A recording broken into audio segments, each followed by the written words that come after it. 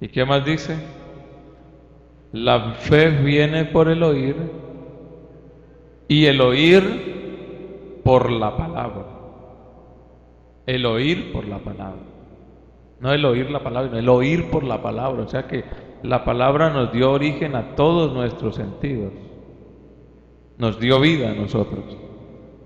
Y qué bueno, hermanos, que podamos en esta hora gozarnos en la palabra de Dios. ¿Ustedes quieren oír la palabra de Dios? Cierre sus ojos, levante su mano derecha y dígale: Señor, aquí estoy, abre mis oídos. Y mire lo que dice Él mismo en su palabra: si oyereis, comeréis del bien de la tierra. Dígale: Señor, yo quiero comer del bien de la tierra. Yo quiero comer, Señor, de esa palabra gloriosa. Yo quiero comer, Señor, de esa palabra que da vida, de esa palabra que le da vida a los muertos, Señor. Yo quiero, Señor, que tu palabra en esta hora, Señor, corra y sea glorificada. Oh Padre amado, utiliza, Señor, este medio de comunicación también para que tu palabra, Señor, se vaya a donde yo no puedo llegar, Señor Jesús, y que penetre en lo más profundo de cada corazón. Te lo pedimos, Señor, te lo suplicamos, en el nombre de Jesús. Amén y amén. Gloria al Señor. Si gustan ocupar los puestos de más adelante, mejor, para que puedan ver lo que yo les voy a proyectar aquí. Entre más cerca estén, mejor todavía. Bueno, entremos entonces en la predicación de la palabra del Señor. Vamos a leer la Biblia. Les invito para que leamos el capítulo 28, verso 1 de Éxodo. Los amigos que nos escuchan también le damos la bienvenida a la sintonía.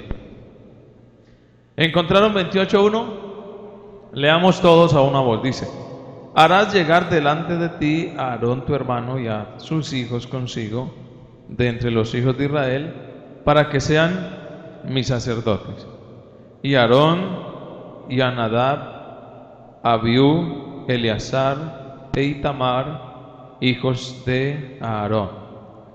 Y harás vestiduras sagradas a Aarón tu hermano, para honra y hermosura.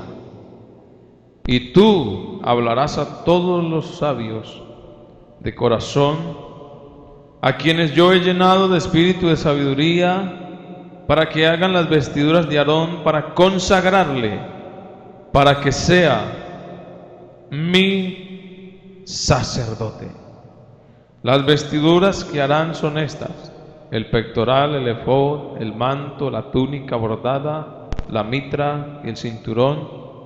Hagan pues las vestiduras sagradas para Aarón tu hermano y para sus hijos, para que sean mis sacerdotes. Siéntese, hermanos, tenga la bondad. A ver, otra alabanza para el Señor. Gloria a Dios. Bueno, ¿dónde quedamos? A ver, recuérdenme, los que están viendo ahí la pantalla.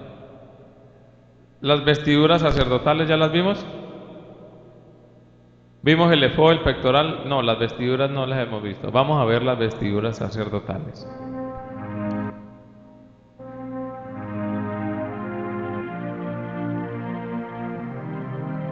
Harás el manto del efod todo de azul, con una abertura para la cabeza de Aarón.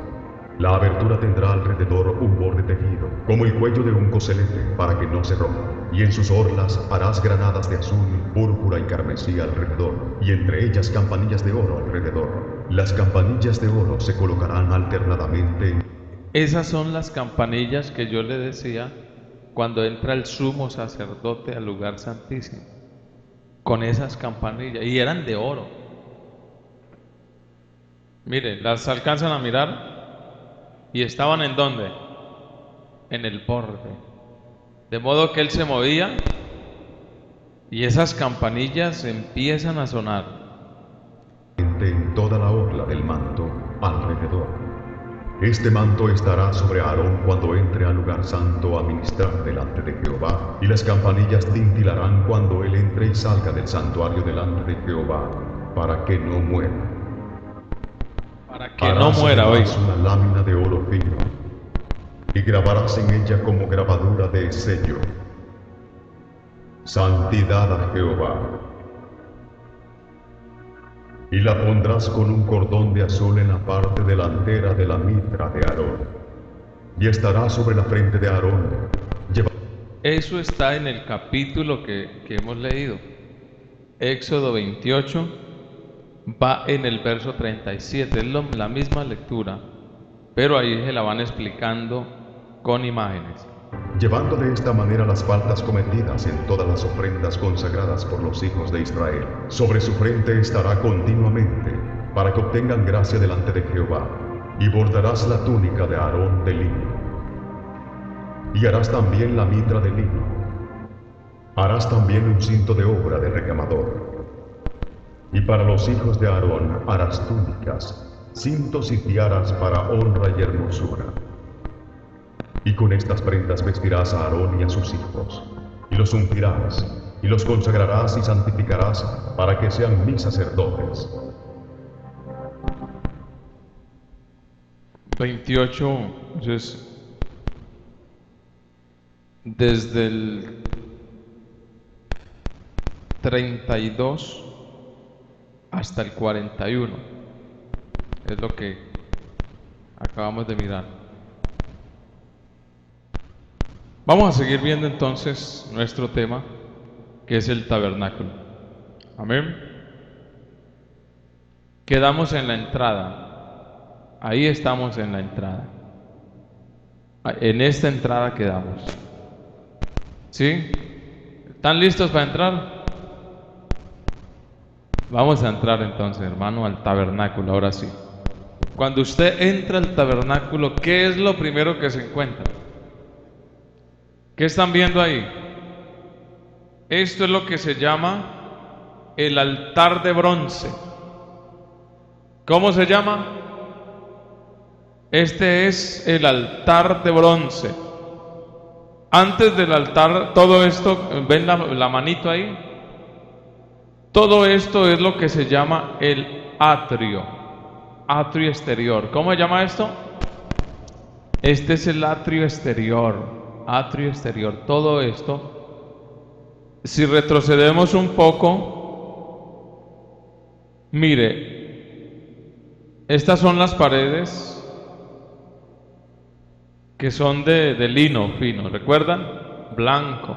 Y todo, aquí adentro es donde ya entramos, aquí todo esto es el atrio exterior. Bueno, entremos. Ahora, ese atrio está en Éxodo 27, 9 al 19. Nos habla del atrio exterior. Asimismo harás el atrio del tabernáculo al lado meridional al sur. Tendrá el atrio cortinas de lino torcido de 100 codos de longitud para un lado. Sus 20 columnas y sus 20 basas serán de bronce, sus capiteles de las columnas y sus molduras de plata. En otras palabras, había un camino de entrada que pasaba al lado del altar y de la fuente a través del velo hasta llegar donde moraba Dios. El Señor Jesús dijo: yo soy el camino, la verdad y la vida. Nadie viene al Padre sino por mí. El Salmo 84, cuando los hijos de Coré escriben este salmo, mencionan el atrio y precisamente dice en el verso 10: porque mejor es un día en tus atrios que 1000 fuera de ellos. O sea, a pesar de que El atrio quedaba al aire libre, pero estaba dentro del tabernáculo. Y mire, hermano, que cuando estamos dentro del tabernáculo, así no hubiera techo, ya estaban en un lugar de adoración a Dios. Ya estaban en un lugar donde estaban haciendo culto para Dios. Ahora, ¿quiénes podían estar en el atrio? A ver, ¿quién tiene conocimiento de eso? Voy a explicarles eso. Cuando usted lee, a las mujeres no les era permitido entrar. Ellas no podían entrar. Ni tampoco había mujeres sacerdotisas. Ellas estaban afuera. Si querían oír, tenían que estar afuera. Ya que la costumbre de los israelitas era, por decirlo así, un poco machista. Inclusive usted encuentra en la Biblia palabras tales como: no le permito a la mujer enseñar ni ejercer dominio sobre el varón. Si la mujer quiere aprender, aprenda en silencio. Obviamente, cuando Pablo dice eso, tiene una connotación, y es que las mujeres eran muy, y todavía tendían mucho a la idolatría, ¿no? A estar metidas en la idolatría. Que la Biblia dice que ellas eran las que más tenían como ese ánimo de adorar a la reina del cielo, llamada reina del cielo, que quien era una diosa que le decían Diana, ¿recuerdan? Diana, Semiramis, era la reina del cielo, a quien le cambian de nombre la iglesia tradicional y le ponen ahora María. Y hoy en día son las mujeres las que más siguen también a María. Entonces, eso lo dice Pablo a los corintios, porque en Corinto había un templo dedicado a Diana. Y ellas querían llegar con esas costumbres religiosas a la iglesia y enseñárselas a los hermanos. Es cuando Pablo ve ese desorden y dice: no, ustedes se me están callando, ustedes no me van a enseñar esas cosas, no les permito a la mujer enseñar. Pero cuando usted mira, ¿por qué entonces las mujeres no podían entrar?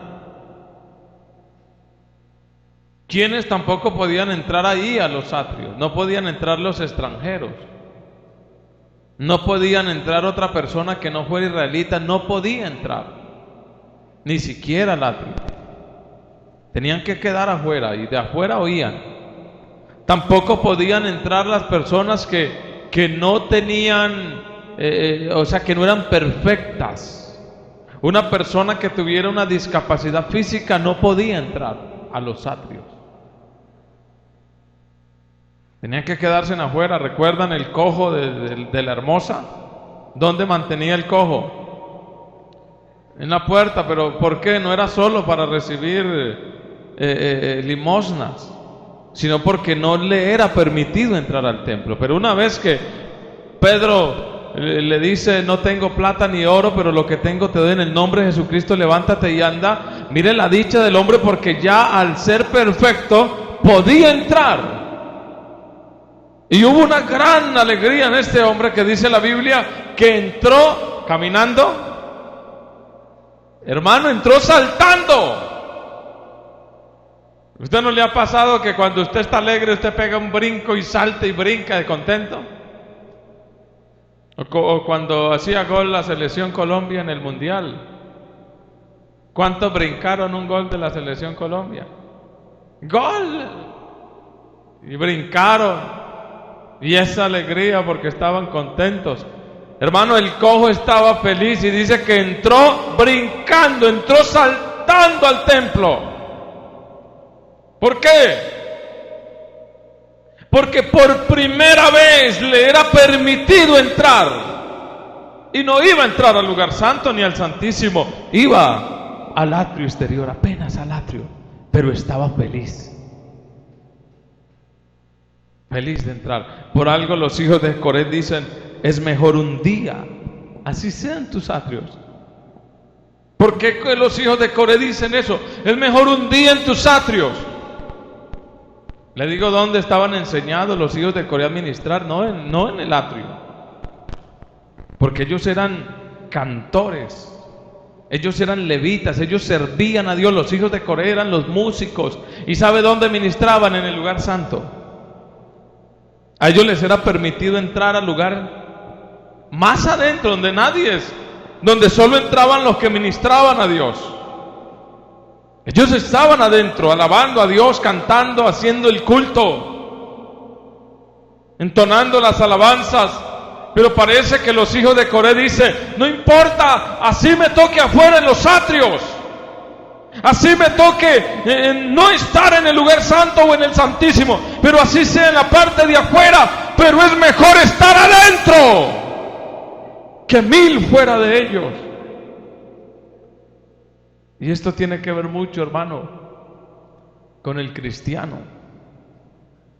Hay cristianos que están parados apenas en la puerta, hermano. En la puerta. Que llevan años, que se arrepintieron. Y ni siquiera se han hecho bautizar. Y aquí están en la puerta. Y el Señor los invita, entre, forme parte de la iglesia, bautízase en el nombre de Jesús, porque es el bautismo el que da la membresía de la iglesia. Y parece que Dios le da un empujoncito y ellos están así. Todavía no. Pero ojo, que los que están en la puerta tienen el riesgo de que Cristo viene y se quedan en la puerta. Ahí se quedan. No han entrado todavía. Están a punto, sí. Están a punto. Ya se arrepintieron, pero les hace falta el perdón de sus pecados. Y la Biblia dice que sin perdón de pecados no hay salvación. Arrepentíos y bautícese cada uno de vosotros en el nombre de Jesucristo para perdón de los pecados, y recibiréis el don del Espíritu Santo. Al cielo, hermano, no podemos ir con todos nuestros pecados. Y escúcheme, hermano, ese tabernáculo está significando también no solo el cuerpo de Cristo, sino que está simbolizando la nueva Jerusalén. Allá arriba, hermano, la Jerusalén celestial. Gloria al Señor. Entonces es mejor estar aunque en los atrios. Afuera no. Y voy a decirle algo. Hay gente que, hermano, en una y en otra dominical Dios les habla. Busquen, bautícesen, arreglen su vida. Y no lo quieren hacer. ¿Sabe cómo se llama eso? Eso se llama resistir al Espíritu Santo, se llama. Porque no soy yo. Hermano, perdóneme, pero si usted no se bautiza, yo no pierdo. Yo tengo mi vida asegurada con Dios. Yo tengo mi vida asegurada. Y dígame si no les he dicho que se bauticen. Si ustedes se pierden, no es culpa mía. Es culpa de ustedes, porque ya lo saben. Gloria a Dios, ya lo saben. Yo como atalaya ya he hecho sonar la trompeta. Bautícense en que Cristo viene. Bautícense. Entren al tabernáculo. No se queden en la entrada. Pero si usted se queda, hermano, la culpa es suya. Gloria a Dios. Vamos a mirar el altar de bronce. Este es el altar de bronce. Éxodo 27, 1 al 8. Puede leerlo ahí en su Biblia, 27, 1 al 8. El altar de bronce. Y se harás también un altar de madera de acacia, de 5 codos de longitud y de 5 codos de anchura. Será cuadrado el altar y su altura de 3 codos, y le harás cuernos en sus 4 esquinas. Los cuernos serán parte del mismo y lo cubrirás de bronce. Harás también sus calderos para recoger la ceniza, y sus paletas, sus tazones, sus garfios y sus braseros. Harás todos sus utensilios ¿de qué eran? Eran de bronce. ¿Qué significa el bronce? ¿Qué representa el bronce? La fuerza. Ahora vamos a ver por qué. ¿Por qué tenía que ser de bronce? El anchor 5 codos, es decir, 2 metros con 25 centímetros. Largo 5 codos, igual. Altura 3 codos, 1 metro 35. No era muy alto, era más bien bajo. El material con que estaba hecho el altar de bronce era madera de acacia, cubierta con bronce, y todos sus utensilios eran de bronce. ¿Por qué madera de acacia? Usted dirá, pero si va a ir con fuego donde se queme eso, ¿cómo será de resistente esa madera, hermano? Pero no estaba sola, estaba recubierta. ¿De qué? De bronce. Gloria al Señor. Bueno, vamos a ver la descripción. Aquí se ofrecían los sacrificios de los animales por el pecado del pueblo. Ese altar, aquí, no sé, mire, se alcanzan a ver como unas llamas ardiendo, ¿eh? Ahí era donde echaban ese sacrificio para que se quemara. Ese sacrificio se quemaba, eso era por el pecado. Ahora, ¿qué significa ese altar? El significado del altar. El altar habla del sacrificio perfecto de Cristo y su obra de salvación en la cruz. Es por eso que era recubierto de bronce, porque se está refiriendo ese altar, en otras palabras, al mismo Calvario de Cristo. Ahí era donde se ofrecían los holocaustos. Ahí era donde el Señor recibía la ofrenda. Yo ya les he explicado, sin embargo voy a recordarles. Habían pecados que eran cubiertos con 2 palomas, por decirlo así.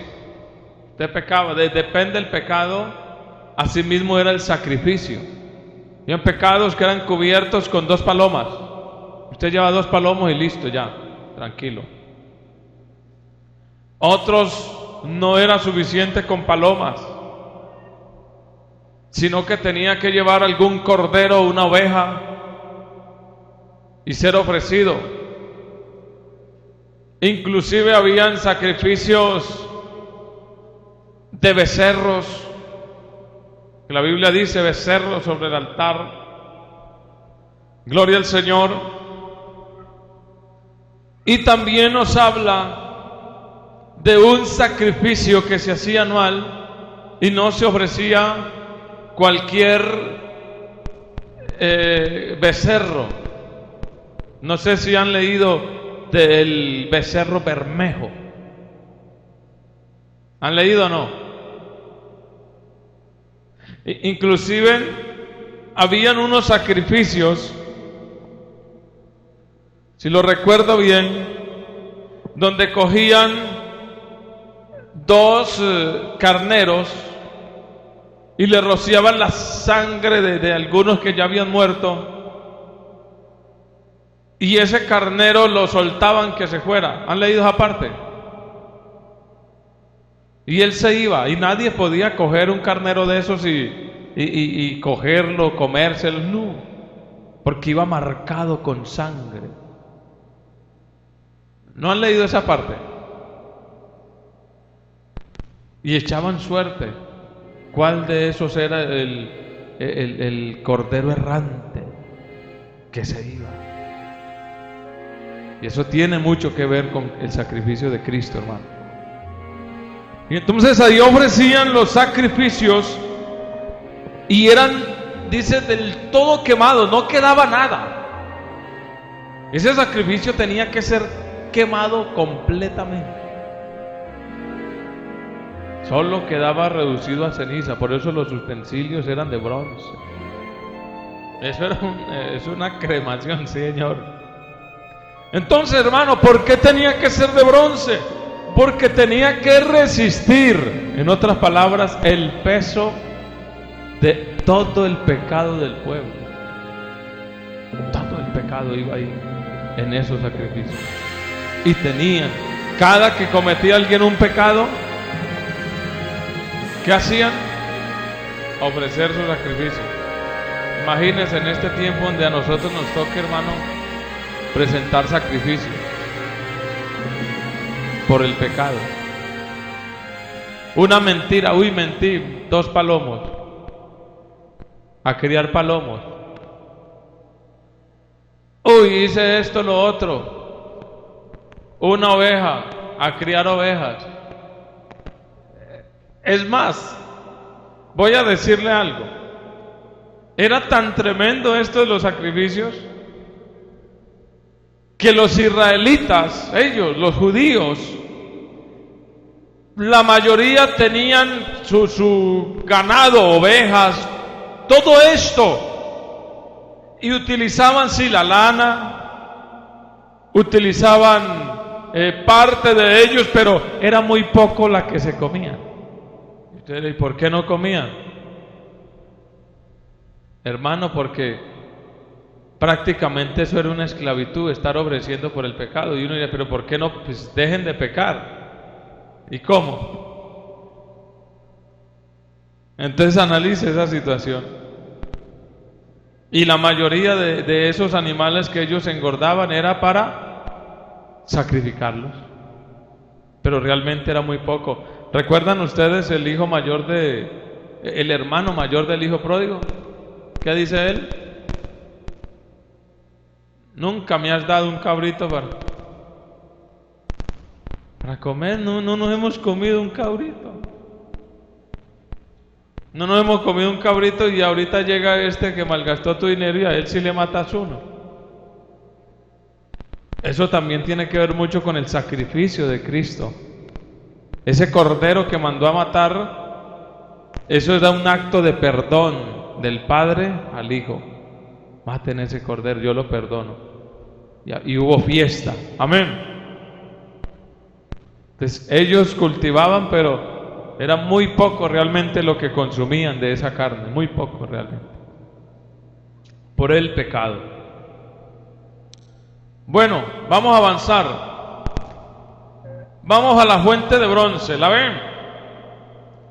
Esta es la fuente de bronce. Éxodo 30, 18 al 21 dice: harás también una fuente de bronce con su base de bronce. Oiga, la base también era de bronce, para lavar, y la colocarás entre el tabernáculo de reunión y el altar, y pondrás en ella agua, y de ella se lavarán Aarón y sus hijos las manos y los pies cuando entren en el tabernáculo de reunión, y se lavarán con agua para que no mueran.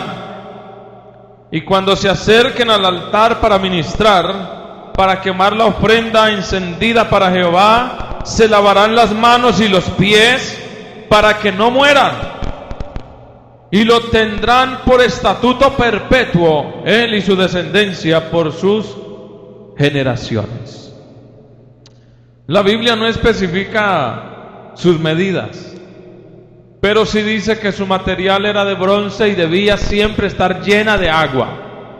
Siempre debía estar llena de agua. Los sacerdotes debían lavarse las manos y los pies antes de entrar al santuario. Por eso ella estaba en los atrios, no estaba en el lugar santo. Estaba en los atrios, estaba en la parte de afuera. Es decir, que cuando el sacerdote entraba para hacer un trabajo, para ministrar en el tabernáculo, ¿qué era lo primero que debía hacer? Lavarse las manos y los pies. ¿Qué significa eso, hermano? Aquí el agua representa la acción purificadora que la palabra de Dios ejerce sobre una persona. Efesios 5:26. Pero también, hermano, esa fuente está representando el bautismo en el nombre de Jesucristo. Efesios 5:26 dice: para santificarla, habiéndola purificado en el lavamiento del agua por la palabra. Por la palabra. ¿Por qué el sacerdote antes de ministrar debía lavarse? ¿Por qué debían lavarse las manos y los pies? Vea, todo esto es simbólico. No significa que a Dios le daba asco o algo así que entraran con polvo o mugre. No. Esto era una figura de lo espiritual. Amén. ¿Recuerdan cuando se le aparece el Señor a Moisés y le dice: quita el calzado de tus pies, porque el lugar que pisas santo es? Es decir, al Señor le gusta que cuando nosotros nos acerquemos a Él, nos acerquemos pero limpios. A Él no le gusta el mugre, hablando espiritualmente, a Él no le gusta el pecado. Él ama al pecador, pero no ama el pecado. Y por eso quiere que el hombre sea lavado con la sangre de Jesucristo, que sea lavado en el bautismo, en el nombre de Jesucristo. Hermano, porque es el bautismo el que nos limpia de todo pecado. Gloria al Señor. Es el bautismo el que nos purifica nuestra alma. Es el bautismo el que quita toda impureza, no física, pero sí espiritual. Gloria al Señor. Y mire lo que el Señor le dice a Moisés: y dile a Aarón y a sus hijos que cuando entren a ministrar, antes de hacerlo se laven, no sea que mueran. Cuando el Señor dice: si no se lavan te mato, es algo delicado, hermano. Te mueres. Si no te lavas te mueres. Yo creo, hermano, que Dios nos está dando un mensaje muy claro en esta mañana para los que no se han lavado en la sangre de Cristo. Un mensaje, hermano, poderoso para su alma. Si no estás lavado, no te recibo. Si no estás lavado, no vas a ministrar, porque mueres. Por eso, hermano, el que sirve aquí en el altar debe ser lavado con la sangre de Cristo. Y no solo lavado, sino sellado con el poder del Espíritu Santo. Gloria al Señor. Vamos a avanzar otro poco. Vamos a ver hasta dónde llegamos. Esta es la entrada del lugar santo. Vamos a entrar, hermano, al lugar santo. A ver, ¿qué había atrás? ¿Qué dejamos atrás? La entrada al atrio exterior. ¿Qué significa la entrada? Cristo mismo. ¿Sí o no? Yo soy la puerta, y el que por mí entrare hallará pastos. Ahora el atrio. ¿Qué hay en el atrio? El altar de bronce. ¿Qué significa el altar de bronce? Lugar del sacrificio. Estamos hablando del sacrificio de Cristo en la cruz. ¿Qué significa entonces lo que sigue después? ¿Qué es? ¿Qué significa? ¿Cómo se llama lo que sigue? Hombre, ¿les olvidó? La fuente de bronce, la fuente de bronce. Oiga, esa memoria, ¿no? Fresquita memoria. Les hablo hace un minuto y ya se les fue. La fuente de bronce. ¿Qué significa la fuente de bronce? El bautismo, la purificación que Dios hace a través de su palabra. Amén. Ahorita estamos en la entrada del lugar santo. Puerta del lugar santo. Éxodo 26, 36 y 37. Dice, Éxodo 26, 36 y 37. Harás para la puerta del tabernáculo una cortina de azul púrpura, carmesí, lino torcido, obra de recamador. Y harás para la cortina 5 columnas de madera de acacia, las cuales cubrirás de oro con sus capiteles de oro y fundición, y fundirás 5 basas de bronce para ellas. ¿Ven las 5 columnas, no? ¿De qué eran estas 5 columnas? Amén. De madera de acacia recubierta con oro. Mire, 1, 2, 3, 4, 5 columnas. Ahí estaban. ¿Cuánto medía esa puerta? Medía de alto 10 codos, es decir, 4.5 metros de alto. Era más o menos como este techo, ¿no? Más o menos como el centro de este techo, en el centro. 4 metros y medio. De ancho era igual de alto como de ancho. 4.5 metros, o sea, 10 codos. El material de las cortinas, azul, púrpura, carmesí y lino torcido, obra de recamador. Las columnas de madera de acacia cubiertas de oro. Descripción: por aquí solo podrían entrar los sacerdotes para hacer su ministerio, para ministrar. Hermano, nadie podía entrar al lugar santísimo que no fuera sacerdote, al lugar santo. Nadie podía entrar al lugar santo que no fuera un sacerdote a ministrar. O sea que era un lugar restringido. ¿Ha visto usted en oficinas no pase sin ser autorizado? Ahí no había eso, pero la gente sabía que el que entraba ya, si no era autorizado, no llamaban a la guardia para que lo saquen. Eso estaba custodiado, era por el poder de Dios, hermano. ¿Cómo sabían si se entraba alguien que no era autorizado? Porque lo encontraban, era tirado. ¿Y quién lo mataba? ¿El sacerdote lo agarraba a piedra o a palo? ¿O con los utensilios de adentro? No, era Dios, hermano. Porque Dios es un Dios de orden. Dios es un Dios santo. Dios es un Dios celoso. Gloria al Señor. Y sus mandamientos se debían cumplir, y el que no los cumplía, que yo no le voy a hacer caso y me voy a entrar. Pues déntrese, que yo lo saco. Yo lo saco arrastrado, porque vas calavera, hermano. Esa es la realidad, esa era la realidad. Ahora, ¿qué significan? Los colores de las cortinas representan a Jesús. Las 5 columnas representan 5 ministerios. ¿Cuáles son los 5 ministerios que Dios dejó? Que no eran 4, sino 5 columnas. ¿Cuáles eran? Léalo, hermano, no especule. Efesios 4:11, ahí está.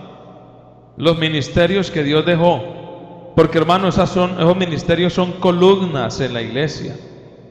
Son columnas para ministrar. Y dice 4:11, asimismo Él constituyó a unos apóstoles, 1, otros profetas, 2, a otros evangelistas, 3, y a otros pastores, 4, y maestros.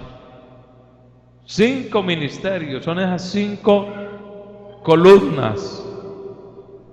Y mire, hermano, que hay algunos pastores que tienen hasta 2 ministerios de eso, o 3. Hay otros que tienen un solo ministerio. Por ejemplo, ¿qué es un apóstol? Apóstol significa enviado. ¿Enviado a qué? Enviado a predicar la palabra. Significa apóstol. Y es su ministerio. Ahora, ¿qué significa? ¿Qué es un evangelista? Un evangelista es una persona que proclama el evangelio, ya sea a voz alta, ya sea en la predicación o ya sea de manera personalizada. Hay gente que usted nunca lo ve predicando en un púlpito, pero para hablarle a un amigo de Dios son tremendos. Hay gente que usted nunca lo ve predicándose un mensaje en la iglesia, pero tienen el don de predicar en un bus y cualquiera no lo hace. Usted puede ser muy predicador en la iglesia, pero póngase a predicar en un bus, que a algunos les da miedo, a otros les da pena, a otros les da, como dice, hay cosa. ¿Cuántos han tenido la oportunidad de pararse en un bus lleno de gente a predicar la palabra? Y se han puesto con la Biblia a predicar. ¿Cuántos lo han hecho? ¿De acá ninguno? A mí el Señor me puso en 2 ocasiones. Yo iba relajado porque yo cuando me subo a los buses, yo soy muy de buenas para dormirme. Sí, mi esposa dice que yo nomás me siento, ya estoy durmiendo.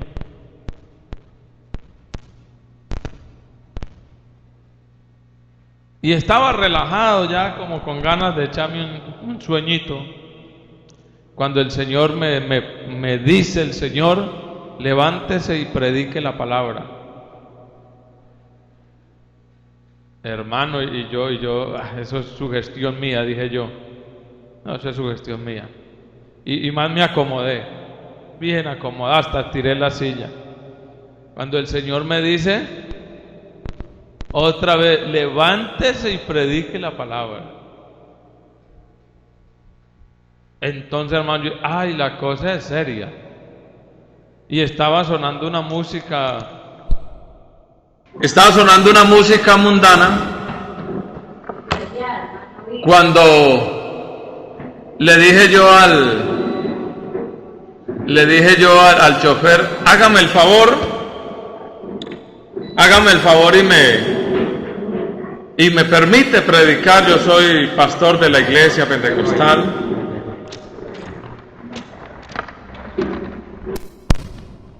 Y le dije, Señor, chofer, qué pena, yo soy pastor de la iglesia. No, ¿cuál pastor? En el tiempo yo no era pastor. Yo soy miembro de la iglesia pentecostal. En el tiempo era copastor en la sierra. Entonces le dije, vea, yo soy miembro de la iglesia pentecostal unida de Colombia y permítame predicar la palabra aquí en este bus. Bájele, hágame el favor y apaga un momentico ¿prendió el televisor? Sí. Y apague la música un momentico, yo predico la palabra. Y claro, con mucho gusto apagó, hermano, y el Señor me dio un mensaje ahí en ese bus. Y yo miraba una señora que estaba allá, Dios le quería hablar a esa señora estaba llorando. Yo digo que el mensaje Dios se lo dio era para que esa señora recibiera el mensaje. Y yo le prediqué, hermano, como unos 15, 20 minutos, no recuerdo. Y prediqué ahí la palabra, y bueno, después le di gracias a la gente, por escucharme, al Señor, me senté. Hermano, me agarró un mareo. Claro, que el bus andando en curvas y uno mirando para atrás. Hermano, me pegué una mareada ese día. Pero le hice caso al Señor. Hermano, y otra vez me pasa lo mismo. Venía de Medellín en un bus de esos bolivarianos, bonito.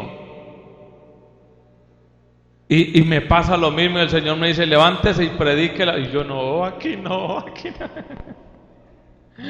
Hermano, y el Señor me puso a predicar en ese bus. Y le cuento que para la honra y la gloria del Señor, ese día, en ese bus, viniendo de Medellín a Cali, se entregó. Ese hombre era un mando del ejército, era un alto mando del ejército. Y ahí yo hice la invitación si alguno quería entregarse a Jesucristo, y ese señor me levantó la mano. Y oré por él, y después de que terminé me fui a hablar con él, y empezó a decirme que él era un alto mando del ejército, pero que vivía aburrido. Es más, decía que estaba pensando quitarse la vida. Que estaba pensando quitarse la vida, que no le hallaba sentido. Y yo comprendí, hermano, que era Dios que quería hablarle a él. Y quería salvar a esa persona. Y hermano, yo terminé contento y vea, bendito sea el nombre del Señor, cuando uno obedece a la palabra de Dios. Y le di mi número, y a los días él me llamaba y me decía: estoy feliz con Cristo en el corazón. Estoy contento, ya no me quiero quitar la vida.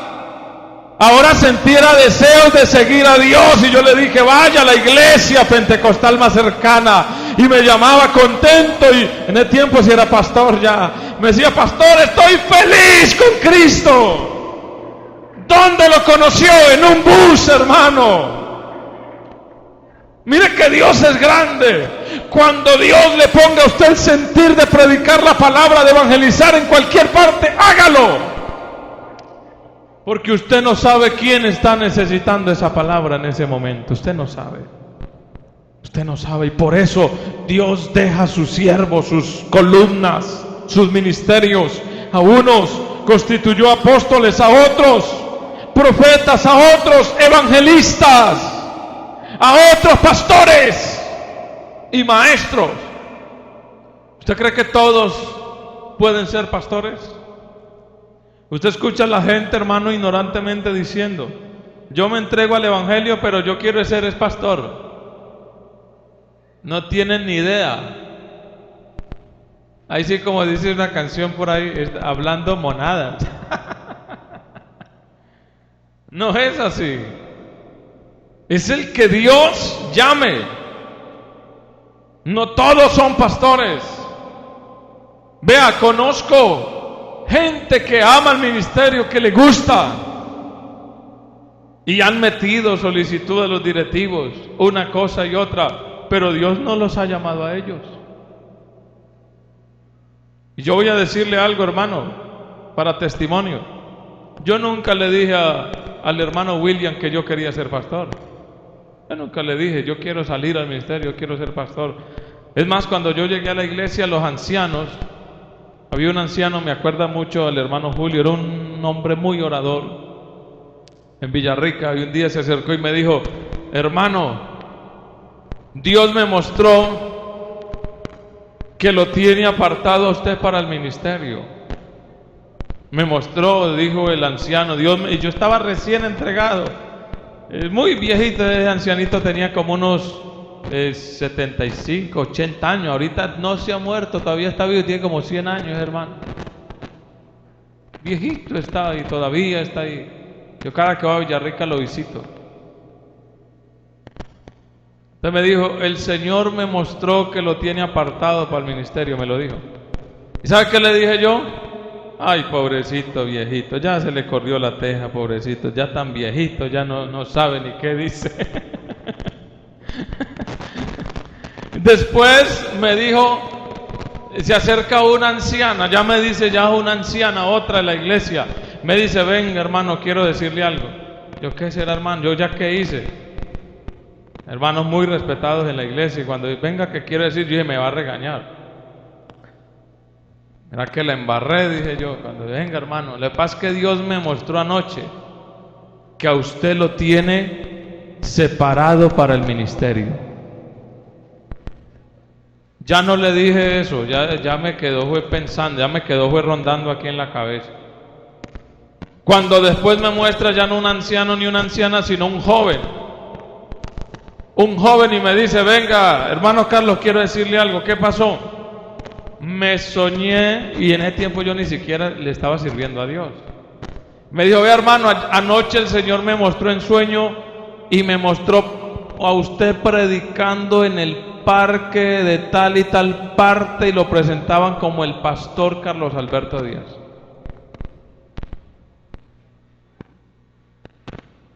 Y eso quiere decir, hermano, que el Señor lo tiene preparado para el ministerio. Ya 3, hermano. Ya la cosa ya es seria, ¿no? Ya son 3 testigos. Yo ya me quedé callado y le dije: Señor, lo que usted quiera, aquí estoy.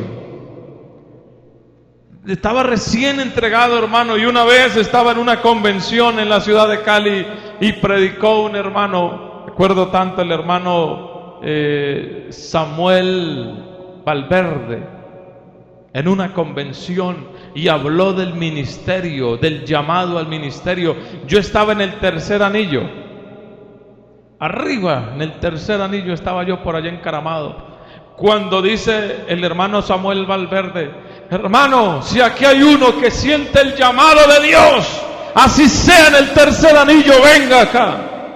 Hermano, yo sentí que Dios me cogió allá y me dijo: tú eres, ven. Y desde allá me bajé del tercer anillo, hermano. Me bajé a la platea y le dije: Señor, aquí estoy.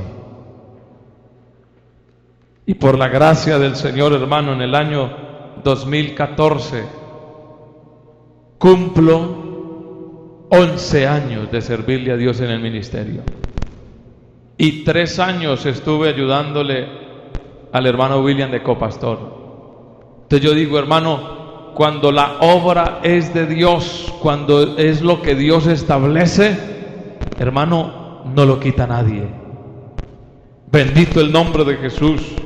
Entonces mire, hermano, ¿por qué tenían esas columnas el lugar santo? Porque, hermano, para que la iglesia se sostenga, deben haber columnas en la iglesia. Gloria al Señor. Y por eso el Señor dice en su palabra: y habrá un rebaño y habrá un pastor. Gloria al Señor. Y todos estos ministerios son indispensables en la iglesia. Por eso, hermano, nosotros cada día debemos orar por estas personas, porque no es cualquiera el que puede ministrar, sino al que Dios llama, al que Dios elige. Gloria al Señor Jesús. Vamos a dejar hasta ahí, hermanos. Vamos a estar de pie. Quedamos en la entrada del lugar santo. Dentro de 8 días nos metemos a ver qué hay adentro. ¿Quieren entrar o no? Bendito el nombre del Señor. Qué rico conocer todo esto. Levante sus manos, hermano, y démosle gracias a nuestro Dios. Señor Jesús de Nazaret, te damos gracias. Gracias, Padre Celestial. Bendito es tu nombre, Padre.